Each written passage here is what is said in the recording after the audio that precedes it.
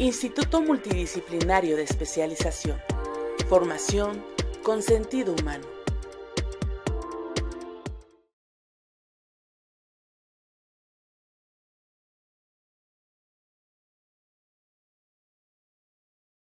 Para ustedes mi primera intervención.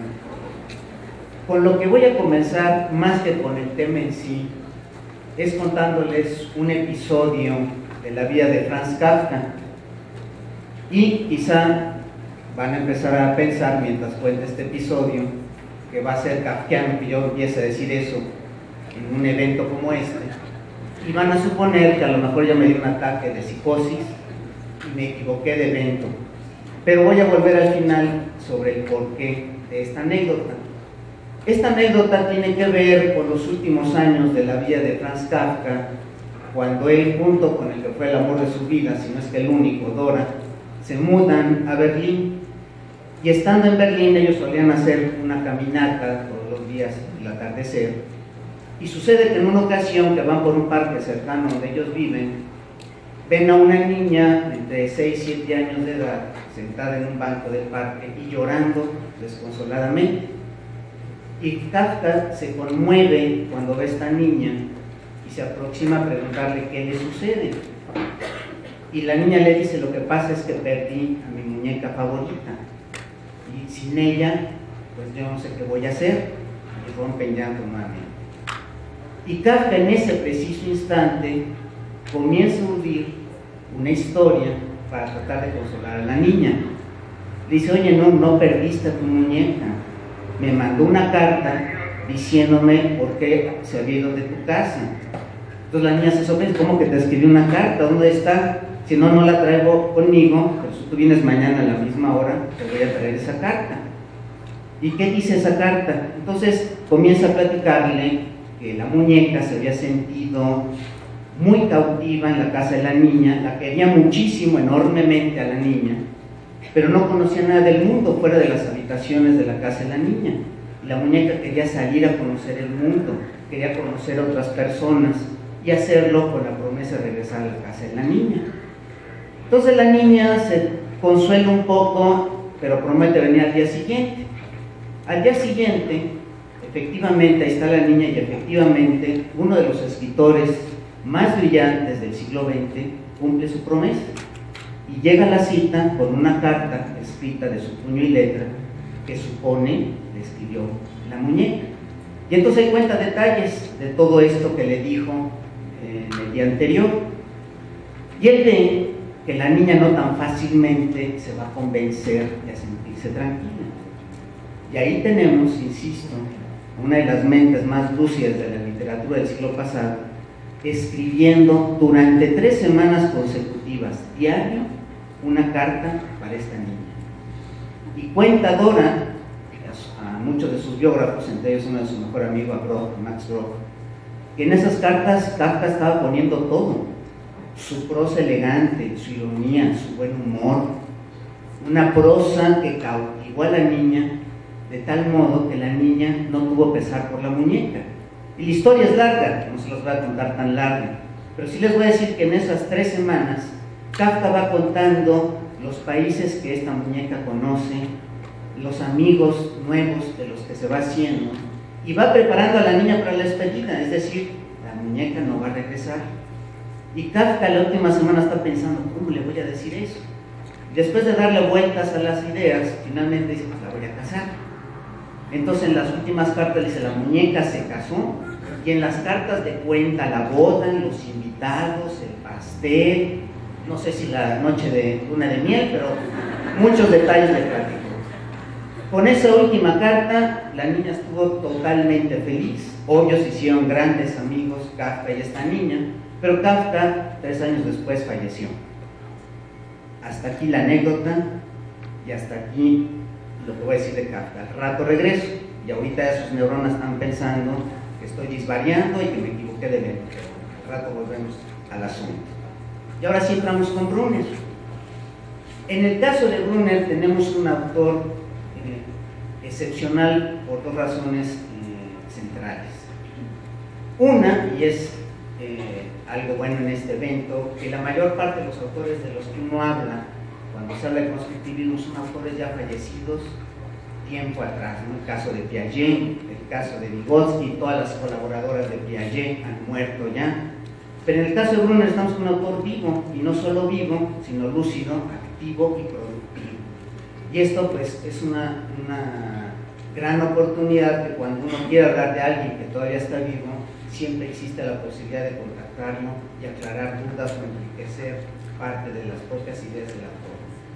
Pero la otra es que el propio Brunner es un caso raro, porque al igual que un filósofo alemán, Wittgenstein, cuando uno ve los trabajos del primer Brunner, que desafortunadamente son los que suelen mencionarse en los textos de educación, es decir, el Brunner que va de los años 50 hasta los años 70, era un Brunner muy apegado al prurito de investigación experimental, era alguien muy apegado a cánones muy estrictos en el control de variables extrañas.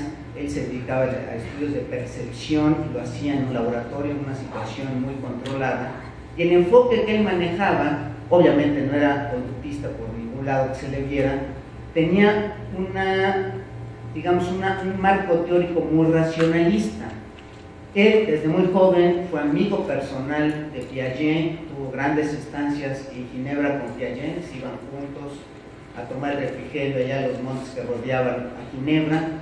Y el primer Brunner, de hecho, si ustedes leen uno de sus primeros libros, El estudio del pensamiento, parece un trabajo de lógica, o parece un trabajo de una extrema sistematización de lo que es la mente humana. Pero desde esos primeros trabajos, Brunner tenía un interés muy importante en lo que es el papel de la cultura en la mente humana. Y desde esos primeros trabajos de los años 50, hay uno muy importante, seminal, muy citado, donde él estudia la percepción en niños y cómo la percepción de los niños se ve influida por el nivel socioeconómico del niño. No percibe igual un niño de nivel socioeconómico bajo que un nivel socioeconómico alto.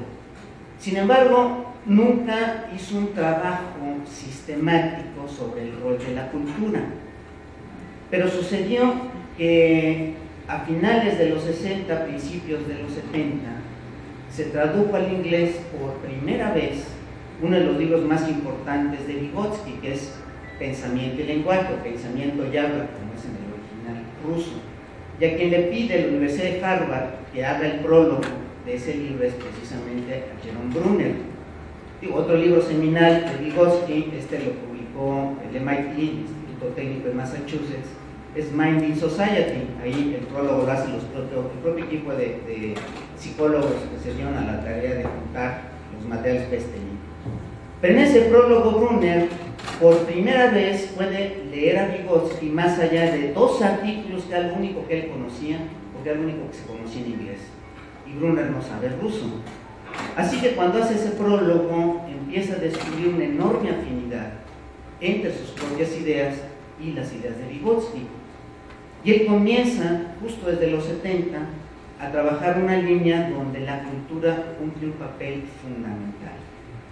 Y un libro que marca por primera vez esa diferencia en el Brunner anterior con el nuevo, ¿no? Obviamente hay una continuidad, no es un rompimiento entre sean dos personas, es Actos de Significado, un libro de 1990, donde explícitamente Brunner dice que el nuevo objeto de estudio de la psicología debería de ser el estudio del significado, no de la percepción, motivación, aprendizaje, etc., del significado. Es decir, el significado como objeto nuclear de la psicología. Para estudiar el significado, ahorita me voy a referir a cómo lo entiende Brunner, el vehículo que permite organizar el significado por excelencia de mejor manera es la narrativa. Y aquí nos vamos a ir un poquito más atrás a un libro que marca esta transición en Brunner, que se llama Realidad Mental, Mundos Posibles. Es un libro del 86. En ese libro hay un artículo que se titula Dos modalidades del pensamiento. Una de ellas, con la que todos estoy seguro estamos familiarizados, le llama Brunner paradigmática. Esta modalidad es cuando usamos la mente para resolver un problema. es cuando usamos la mente de manera lógica, sistemática, cuando seguimos una secuencia, cuando hacemos una investigación, cuando desarrollamos un silogismo, una tabla de verdad. Pero dice Brunner, no se agota el pensamiento en la expresión paradigmática. Existe otra parte no separada, tan solo distinguible, pero no separada, forman una unidad indisoluble. Pero existe otra parte de la mente que funciona diferente. Ya esa modalidad le llama narrativa. Entonces, para Brunner, la mente puede adoptar dos modalidades, o paradigmática o narrativa. Cuando usamos una u otra, depende de las exigencias del medio, de la actividad en la que estamos involucrados, pero siempre están ambas. No podemos quitarnos o desprendernos de una como quitarnos el sombrero. Son parte de la naturaleza de la mente, el que ésta pueda ser paradigmática o, si quieren otro nombre, racional, sistemática, lógico-metodológica, y otro tipo de mente que es narrativa. Cuando dice que tenemos una modalidad narrativa, ¿a qué se refiere? ¿Qué es una narración? Una narración, en el sentido amplio, es cualquier relato que tiene un inicio, un desarrollo y un desenlace. Pero aquí viene lo interesante. Dice Brunner, en términos de desarrollo, lo que aparece primero, cuando somos niños, es la mente narrativa. Si ustedes piensan en un preescolar, ponemos el caso de un preescolar, pero incluso él desarrolla ejemplos durante el periodo de los primeros 2 años de vida. Pero vamos al periodo preescolar. Imagínense el típico caso de la mamá que va al centro escolar a recoger a su hija o su hijo de 5 o 6 años. Y la mamá le pregunta, hijita, ¿cómo te fue hoy en la escuela? Sería sumamente raro que la niña le dijera a su mamá, madre, permíteme responder apelando al silogismo aristotélico que dice, premisa número 1, la maestra me sonrió, premisa 2, mis compañeros me sonrieron, conclusión, me fue bien, mamá, gracias. Créanme que sería una niña psicótica si respondiera de ese modo. O sea, es una respuesta correcta, pero psicótica. ¿Qué es lo que hace un preescolar? Cuenta una historia. Ah, mamá, pues hoy me molestó Pedrito porque yo no le quise prestar mi crayola, pero Susana me defendió y ella me prestó un dibujo y la maestra, etcétera, etcétera. Es decir, ¿qué dice una niña que quiera hacer sentido de su día? Una historia. Es la forma natural, dice Brunner, bueno, no solo Brunner, muchos psicólogos, es la forma natural como el ser humano trata de hacer sentido del entorno, de los demás y de uno mismo. La narrativa.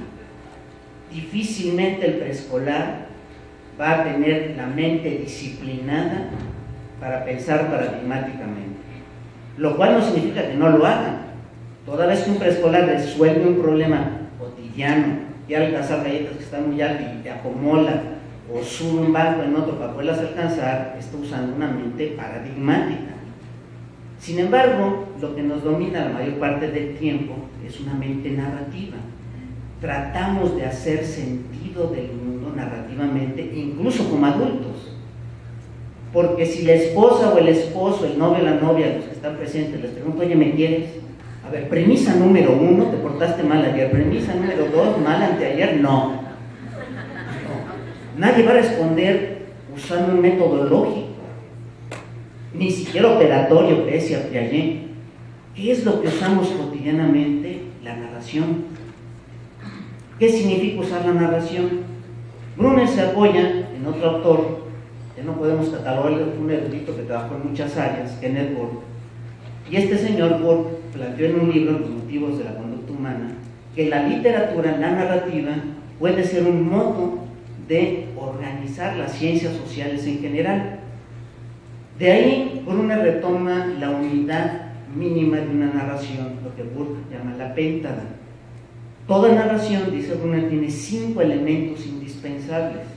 Actores, y de una vez aclaro, por actor no necesariamente es una persona.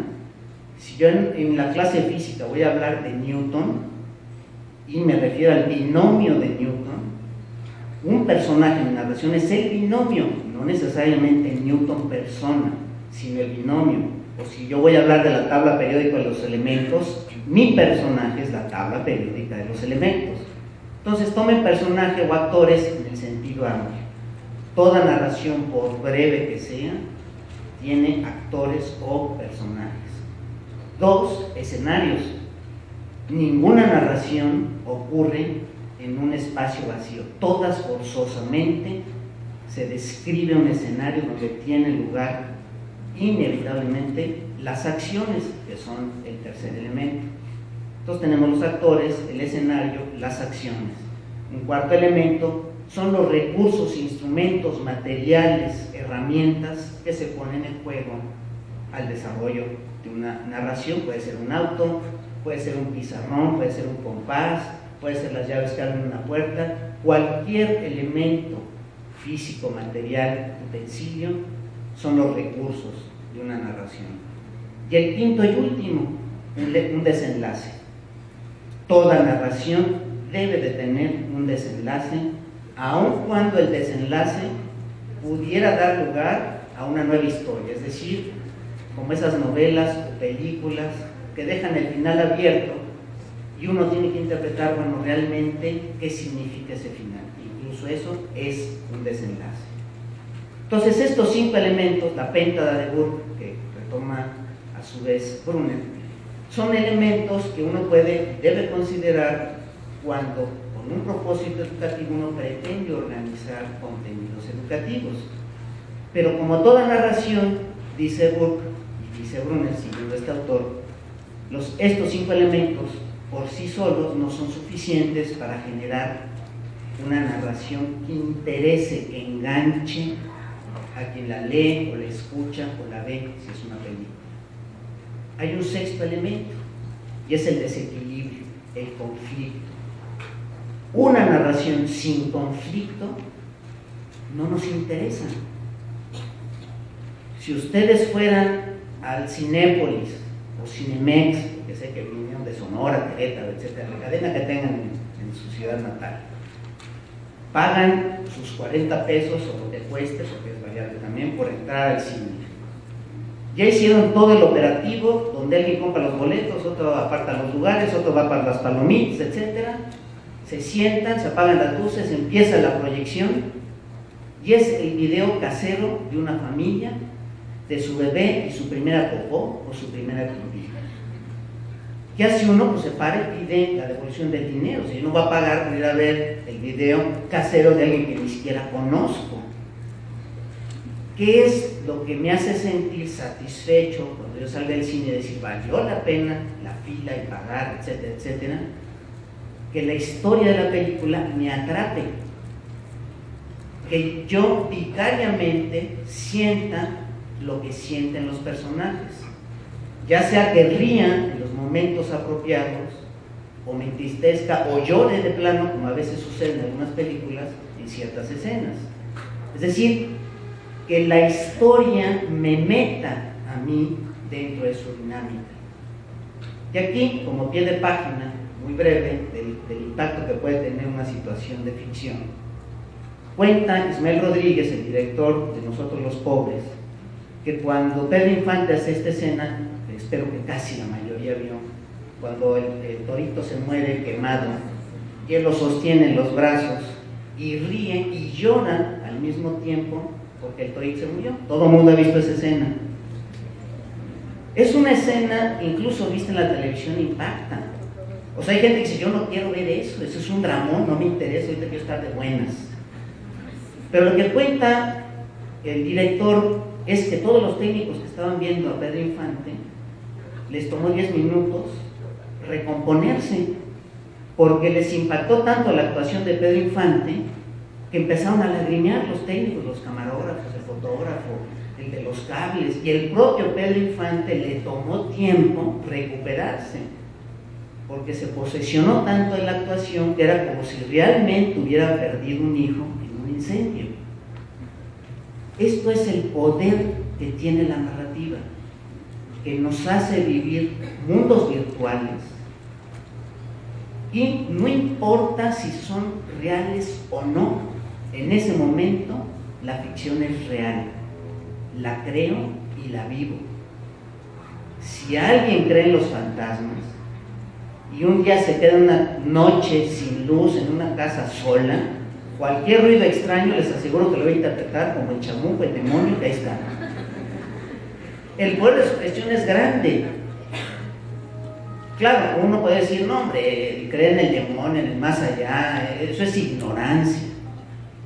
No, es el poder que tiene la narrativa de envolvernos. Si volvemos al caso de la niña, ahora sí, lo que intentó hacer Kafka con esta niña fue hacerle vivir otro mundo paralelo donde la pérdida de su muñeca favorita no le afectara. Y lo logró de lejos. La niña estuvo durante 3 semanas fascinada con todas las historias que Kafka le contaba. Y digo le contaba porque la niña leía mal, a trompicones, y entonces el propio Kafka le leyó con su propia voz y la entonación correcta las cartas que la muñeca le mandaba. Entonces lo que logró Kafka fue meter a la niña en este mundo de la narrativa. Pero además tenía otro propósito, el que yo iniciara con Kafka y no con otra cosa. Brunner, en este mismo artículo que les mencioné en el 86 y que retoma con mucho detalle en Actos de Significado, que llegó el 90, dice que solemos vivir, fluctuamos en 2 mundos, el mundo canónico y el mundo no canónico. No está hablando de mundos esotéricos, desconocidos, no. Mundo canónico, dice Brunner, y en esto él sigue mucho a la metodología en sociología, es ese mundo que damos por descontado, el mundo tal como es. En este ejemplo que decía del cine, si ustedes van y pagan la entrada y les dan un boleto y entran, se sientan, ven la película y salen, eso es canónico, es totalmente, entre comillas, normal. ¿Qué es lo no canónico? Dice Brunner que no nos damos cuenta de que interpretamos el mundo porque nos es tan familiar, tan conocido, y por eso no nos damos cuenta que en realidad el mundo que vivimos es un mundo interpretado, pero que nos podemos dar cuenta cuando el mundo se nos presenta de manera no canónica. Entonces, ¿qué sería lo no canónico? Si yo al llegar a la taquilla del cine, en lugar de decir me da 2 entradas para la sala 2, le pido un mole poblano o pido unos chapulines con limón y sal, él o la taquillera se me va a quedar viendo como si estoy psicótico, borracho, drogado, o hay cámara escondida y es una broma. Cualquier cosa que piense el de la taquilla sería un intento, una interpretación por hacer canónico el que yo pida chapulines en la taquilla de un cine. Es decir, ¿en qué momento vivo en un mundo canónico? Cuando lo familiar, lo que damos por descontado, se rompe. Si al salir ahorita aquí del hotel en la calle hay un choque, eso es no canónico. Si está el tráfico normal, ni volteamos, excepto que vayamos a cruzar la calle. Pero si lo que vemos es un estruendo de lámina que chocó, entonces digo, hay un choque, no, ya hay heridos, ya ve, y bueno, entonces ahí vamos de metiches, como siempre sucede, ¿no? Que a veces las peloteras en el tráfico no son por el accidente, sino por todos los que se paran a ver qué pasó. No ayudan, pero se paran a ver qué pasó. Bueno, porque pocos son los eventos no canónicos, y cuando algo ocurre que es no canónico, en ese preciso instante se ponen en juego los principios de interpretación que tratan de volver canónico otra vez lo que en apariencia no lo es.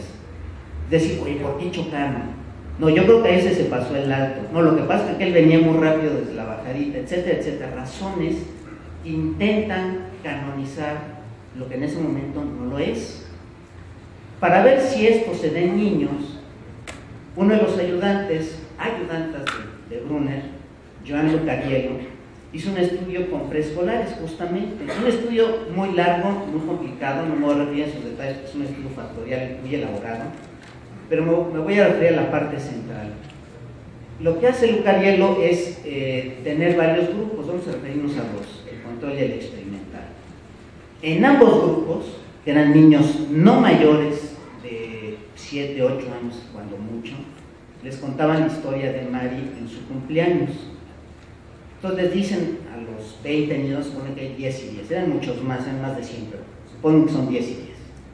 Mari está en su cumpleaños, su mamá le hizo un pastel grande, invitó a todos sus amiguitos, le dieron muchos regalos y, aquí vienen las variantes, en un grupo, el control les decía, y Mari está muy feliz.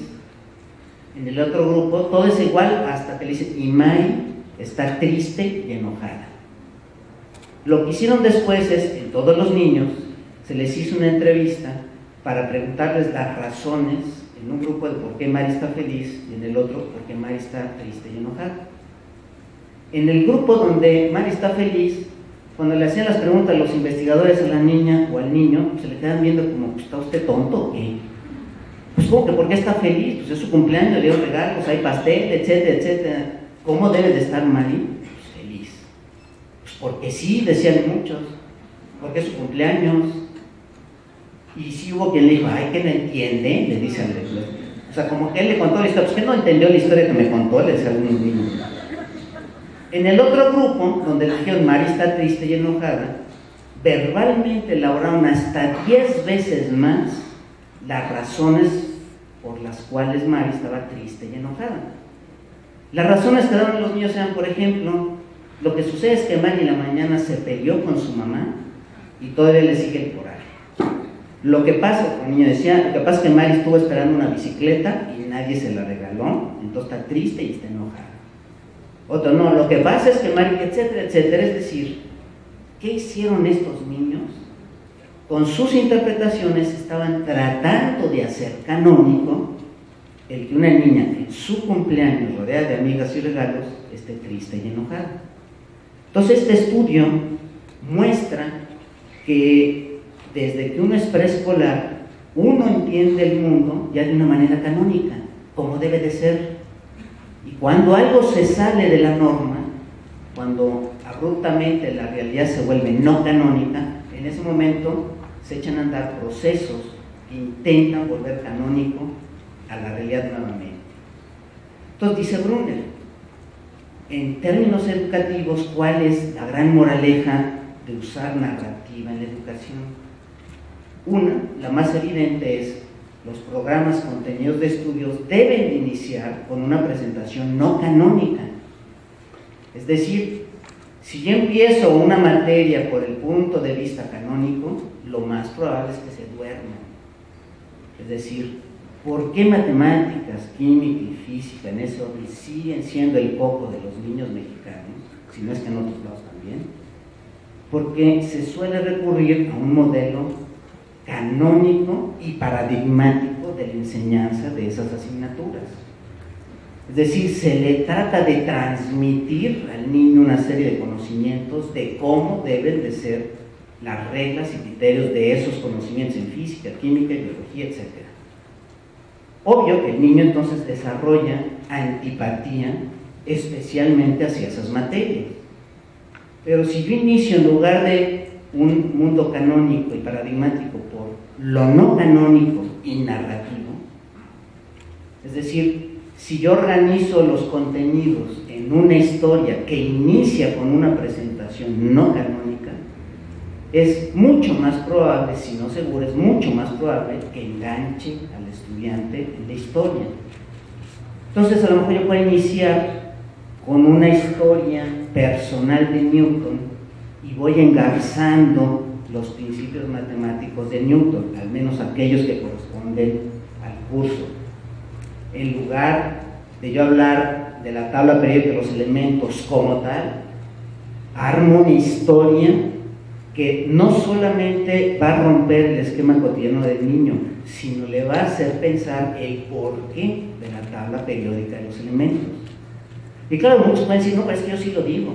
Yo les digo por qué es importante la tabla periódica. Bueno, eso sigue siendo paradigmático. Es decir, yo sigo transmitiendo un esquema racional de ver las cosas, en lugar de todo lo contrario.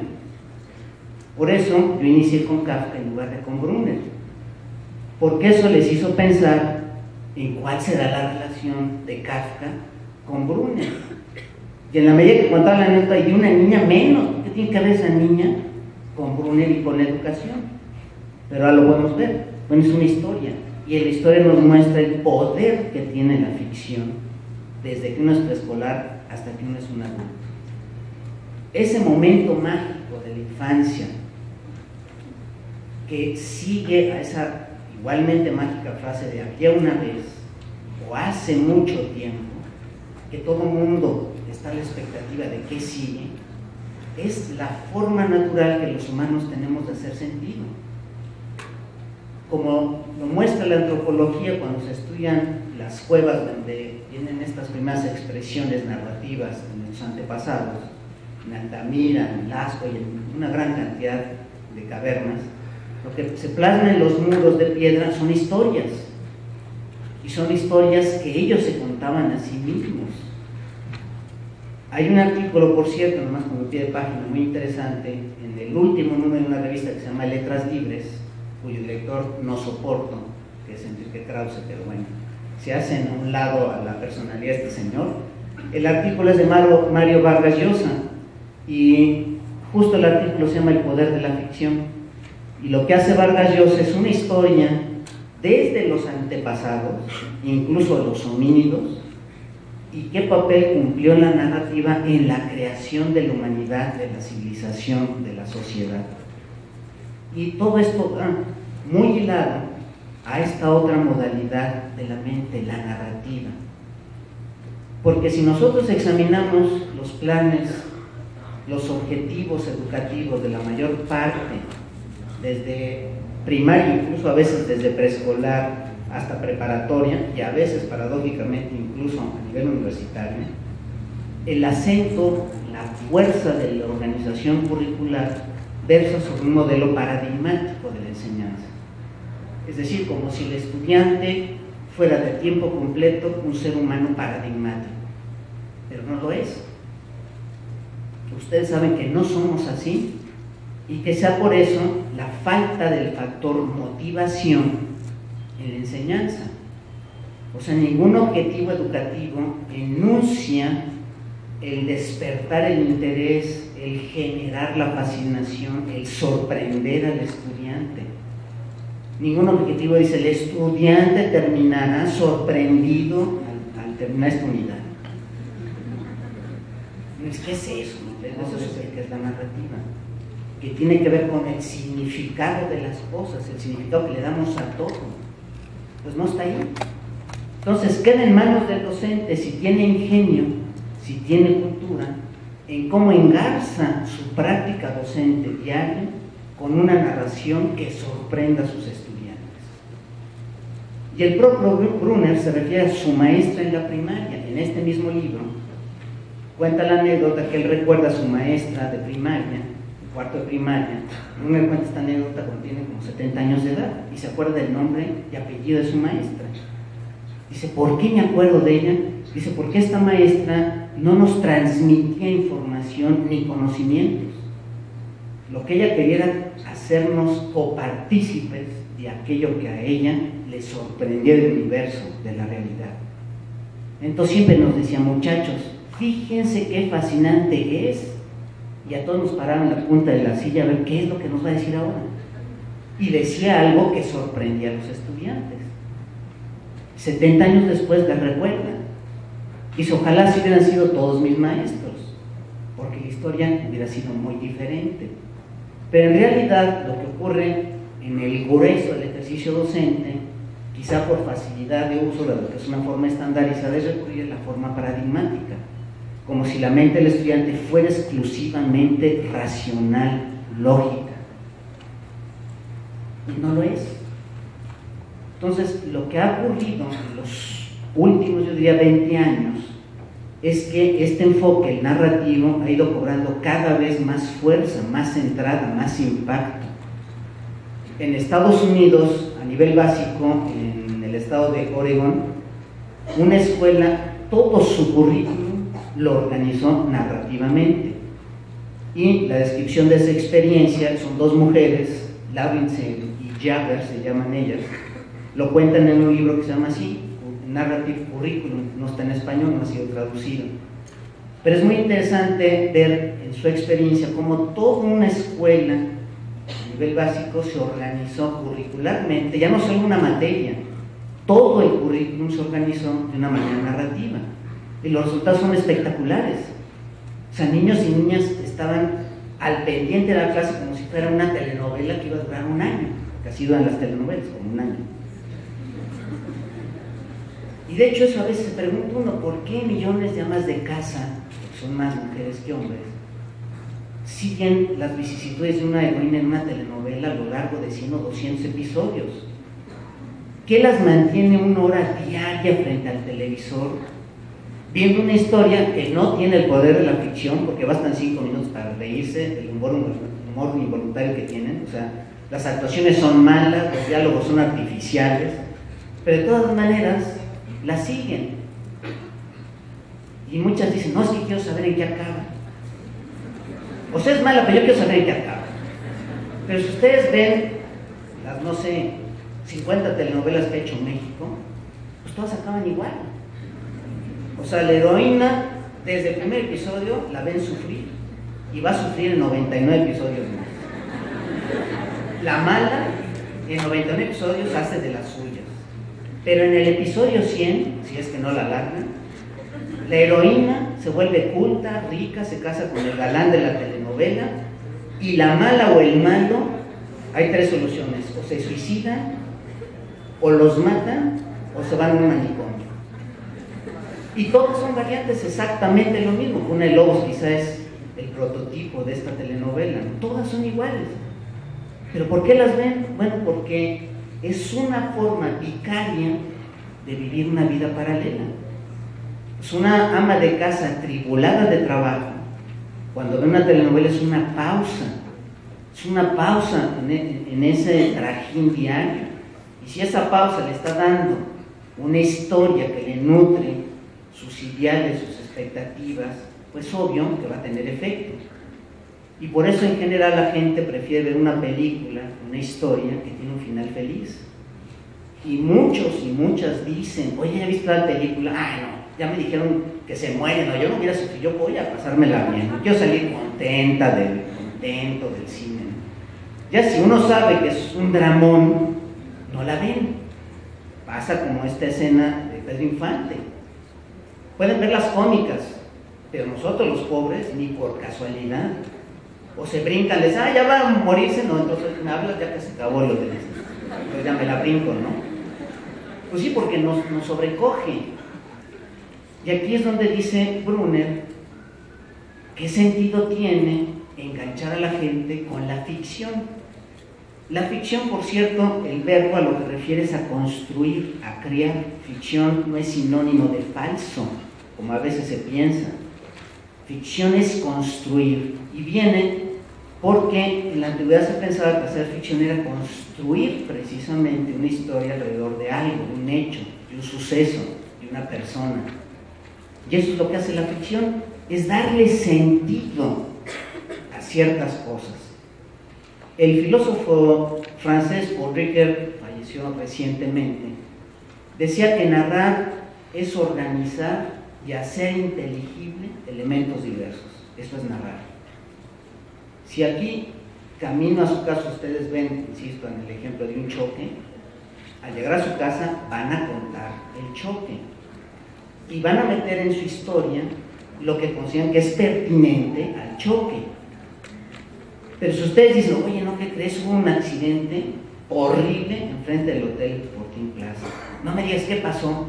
Pues fíjate que entré a una tienda y vendían gancitos, galletas, pan Bimbo. Oye, no, dime qué pasó. Ah, sí. Bueno, en la calle iba pasando una señora de rojo, una de verde, ¿Qué dice uno? Según uno directo a la anécdota, lo que pasó.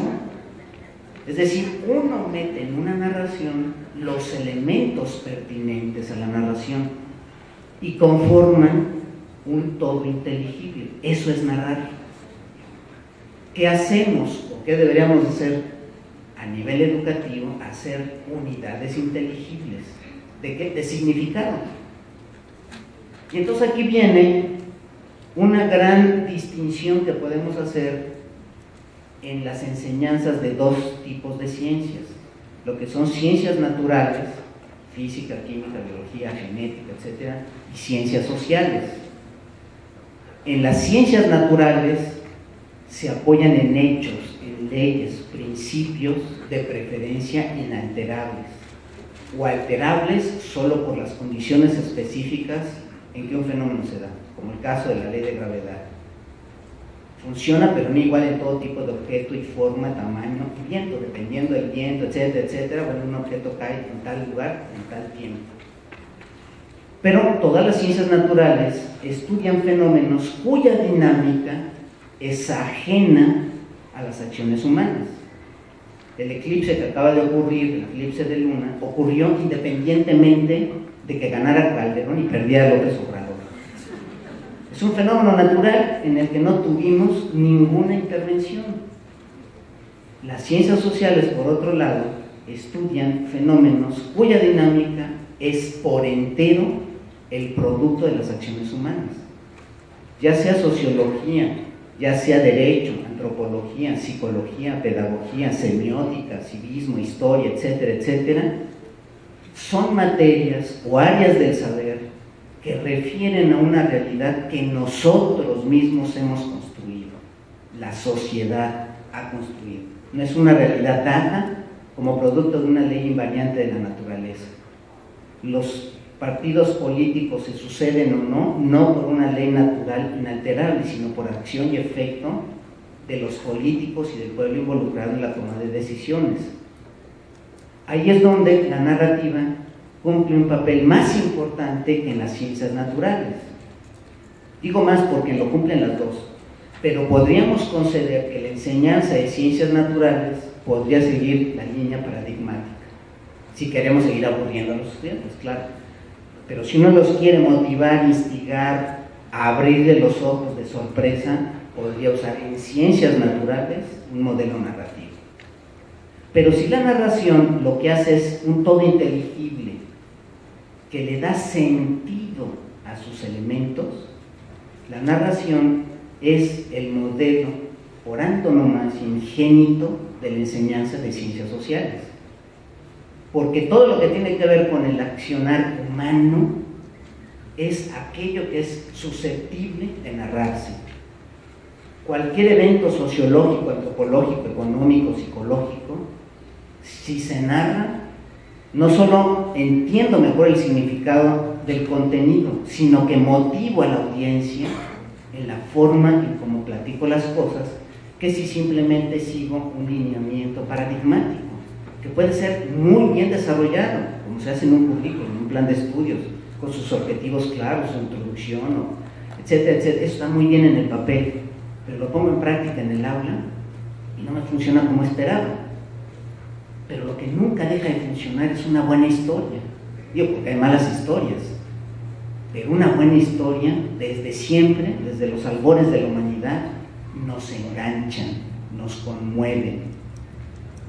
Si a alguno de ustedes les tocó, a mí me tocó, que cuando fui a ver el estreno de Titanic, hace, ¿qué será? Como 10 años, una cosa así, cuando se encendieron las luces, vi que la mitad de la gente que está ahí estaba llorando.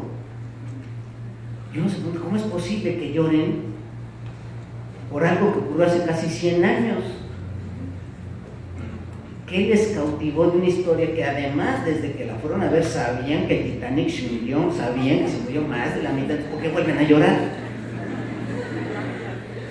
Pues porque nos enganchan. Es decir, es una historia que nos mete en esa realidad virtual, y una vez insertos en esa realidad virtual nos va a llevar o a traer dependiendo de cuál es su dinámica. Por eso el impacto de la televisión, por eso el auge del cine, y ahora Internet, algo no previsto hace algunos años, nos está dando otra opción más de cómo podríamos aprovechar los recursos narrativos. Usualmente son paradigmáticos, pero hay muy buenos ejemplos narrativos, y ustedes van a saber que uno de los sitios sumamente populares, millones lo ven, es este famoso llamado YouTube. ¿Qué es esa página? Pues simplemente videos que la gente manda, videos del cumpleaños de un niño que le pareció gracioso y sube su video ahí, de unos cuantos segundos, a veces unos cuantos minutos. Uno puede ver videos de narcotraficantes, videos de muertes, de descabezados, todo. Entonces, ¿por qué millones ven YouTube? Porque son historias. O sea, no es una página donde uno va a ver una explicación lógico-matemática del suceso. No, lo que uno va a ver es una historia del suceso, por breve que sea. Y eso es lo que cautiva. Eso es lo que la gente sigue. Porque una película de estreno, de la que uno sabe que hay un actor y una actriz, etcétera, muy conocidos y medio sabemos de qué trata, porque genera filas. O sea, ¿a quién se le ocurre, si ustedes lo piensan, ir a gastar dinero en ver vidas ficticias? ¿Para qué? ¿Por qué es famoso el Quijote? ¿Por qué es famoso José Arcadio Buendía y Pedro Páramo? Si nunca existieron. Bueno, justo porque nos generan sentido sobre algún aspecto de la realidad. Y a veces, y no me canso de dar este ejemplo, uno puede entender mejor la mente del criminal leyendo Crimen y Castigo de Dostoyevsky que leyéndose completo un tratado de psicología criminalística. Ah, qué bonito, qué ordenado, qué bonito marco teórico, sus referencias muy vigentes, ¿sí? Pero entiendo mejor un criminal si leo a Dostoyevsky que el libro de psicología. No es que quiera hablar mal de mi profesión, por supuesto que me gusta. El asunto es que se ha privilegiado a la mente paradigmática racional. Se ha tendido a ver al estudiante y al ser humano en general como si estuviéramos todo el tiempo ocupando la mente de una manera racional, cuando lo que menos hacemos es eso.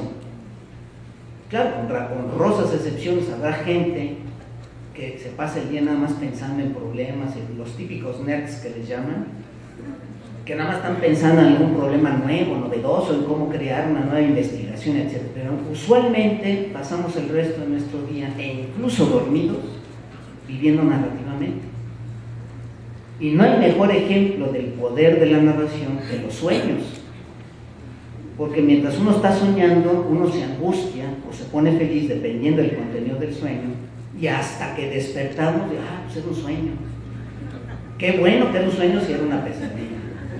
Qué malo si estaban a punto de, con quien querían más, y despiertan. No me voy a dormir otra vez el resto.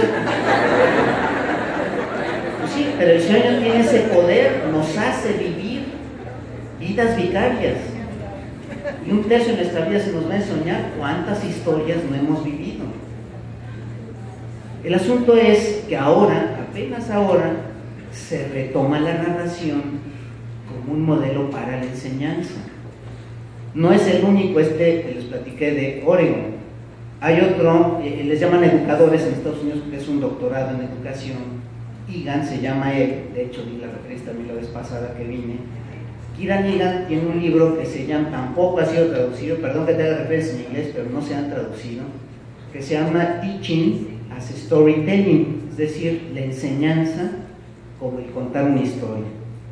Y todo el librito de Egan son ejemplos en ciencias naturales y sociales de cómo organizar los contenidos narrativamente. Él recurre a lo que él llama un modelo binario, donde desde el inicio se plantean opuestos, diríamos los buenos y los malos, y cómo estos opuestos se van desarrollando hasta un desenlace de cierto tipo. Y esto depende obviamente del contenido educativo del que uno está tratando de enseñar. Entonces, Brunner lo que hizo fue teorizar sistemáticamente la narración como una modalidad mental. Entonces, esto significa que la narración a nivel educativo tiene varios usos. Uno, como modelo de investigación, es decir, usar la narración como un medio de investigación. Y aquí otro libro, también en inglés, perdón, pero es muy reciente, muy recomendable, Clandinin se llama uno de los autores, son dos autores, ahorita no recuerdo el otro coautora, son mujeres también. Todo el texto es un texto de investigación de tipo narrativo, aplicada en la educación, es decir, cómo hacer investigación educativa desde un modelo narrativo. Y cualquiera de estos libros que ustedes consigan, se pueden comprar en la página de internet de Amazon, se los llevan a la puerta de su casa por $10, porque en cualquiera de estos libros ustedes van a encontrar muchísimas referencias, más de 100, sobre otros ejemplos de la aplicación de la narración en el terreno educativo. Hay un autor, no es Brunner, pero es un autor que les quiero leer, que de alguna manera resume esto que les he venido, o he querido más bien decirles. Es Roland Barthes, que es un intelectual francés que también ya falleció. Decía Roland Barthes: un relato podría incorporar lenguaje articulado, hablado o escrito, dibujos estáticos o con movimiento, gestos y un ordenamiento de todos los ingredientes contenidos en los mitos, leyendas, fábulas, cuentos cortos, la épica, la historia, la tragedia, la comedia, la pantomima, las pinturas, los vitrales, el cine, las historietas, los periódicos y las conversaciones. La historia de la narrativa comienza con la historia de la humanidad. No existe, jamás ha existido, gente sin narrativas.